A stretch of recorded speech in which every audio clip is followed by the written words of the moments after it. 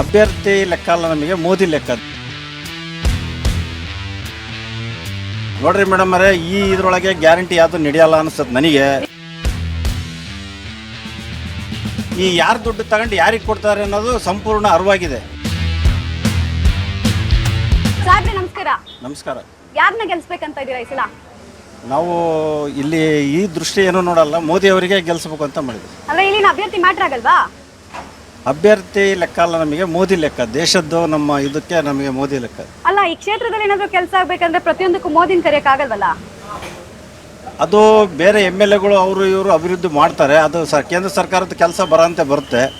ನಮಗೆ ಇವತ್ತು ದೇಶ ರಕ್ಷಣೆ ಮತ್ತು ಎಲ್ಲ ಗೋ ರಕ್ಷಣೆ ಮತ್ತೊಂದು ಎಲ್ಲ ಒಂದು ಹಿಂದುತ್ವದ ಬಗ್ಗೆ ಇದಕ್ಕೆ ಬೇಕು ಅಂದ್ರೆ ನಮಗೆ ಮೋದಿ ಅವರು ಬೇಕಾಗಿದೆ. ಪ್ರಭಾ ಮಲ್ಲಿಕಾರ್ಜುನ್ ಸಿಕ್ಕಾಪಟ್ಟೆ ಓಡಾಡ್ತಾ ಇದಾರಂತೆ ಕ್ಷೇತ್ರದಲ್ಲೆಲ್ಲ.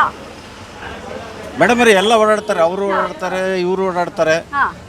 ನಾವು ಅವ್ರು ಯಾರ ಮಕಾನು ನೋಡಲ್ಲ. ನಮಗೆ ಅವ್ರು ಏನು ಬೇಕು ಅಂತಿದ್ದಾರೆ ಅವರು. ಅದು ಜನ ನನ್ನ ಜೊತೆ ಇದ್ದಾರೆ, ನಾನ್ ಗೆಲ್ತೀನಿ, ಗ್ಯಾರಂಟಿ ಯೋಜನೆ ಕೈ ಹಿಡಿಯುತ್ತೆ ಅಂತಿದ್ದಾರೆ. ನೋಡ್ರಿ ಮೇಡಮ್ ಅವರೇ, ಈ ಇದ್ರೊಳಗೆ ಗ್ಯಾರಂಟಿ ಯಾವುದು ನಡೆಯಲ್ಲ ಅನಿಸ್ತದೆ ನನಗೆ. ಕೇಂದ್ರ ಸರ್ಕಾರದ್ದು ಕೇಂದ್ರದ್ದು ನೋಡ್ತಾರೆ ಈಗ ಸದ್ಯ ಜನ ನೋಡ್ತಾ ಇರೋದು ಕೇಂದ್ರದ ಬಗ್ಗೆ, ಮೋದಿ ಬಗ್ಗೆನೇ ನೋಡ್ತಾ ಇರೋದು. ಅಲ್ಲ, ಗ್ಯಾರಂಟಿ ಸ್ಟಾಪ್ ಆಗ್ಬಿಡುತ್ತಂತಲ್ಲ? ಗ್ಯಾರಂಟಿ ಹೆಂಗೆ ಅಂದ್ರೆ ಜನಗಳಿಗೆ ಈಗ ಅರಿವಾಗುತ್ತೆ ಗ್ಯಾರಂಟಿ ಏನು ಅನ್ನೋದು. ಗ್ಯಾರಂಟಿ ಅನ್ನೋದು ಹೆಂಗೆ ಅರಿವಾಗಿದೆ ಅಂದ್ರೆ ಈ ಯಾರು ದುಡ್ಡು ತಗೊಂಡು ಯಾರಿಗೆ ಕೊಡ್ತಾರೆ ಅನ್ನೋದು ಸಂಪೂರ್ಣ ಅರಿವಾಗಿದೆ.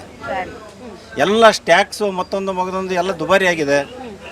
ಕರೆಂಟ್ ಬಿಲ್ಲು ಈ ಕಮರ್ಷಿಯಲ್ ನೋಡ್ರಿ, ದೋಸೆ ಈಗ ಜಾಸ್ತಿ ಮಾಡಿದ್ದಾರೆ ರೇಟು.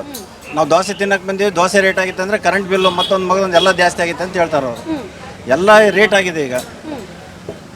ಹಾಗಾಗಿ ಓಕೆ ಫೈನ್.